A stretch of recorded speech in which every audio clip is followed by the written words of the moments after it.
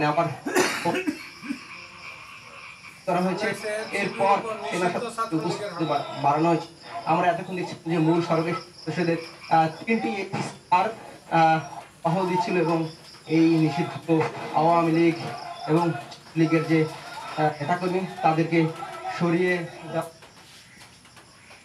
আর একটু বিষয়গুলি আমরা দেখছি যে এখানেই মূলত হামলার সাথে লঞ্চঘাট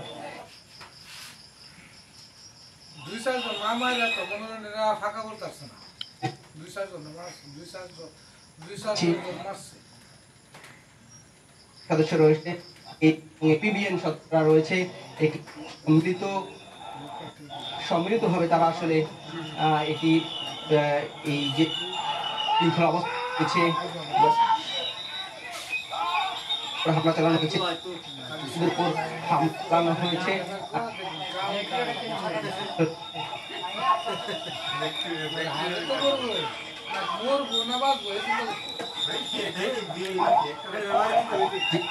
যে এবং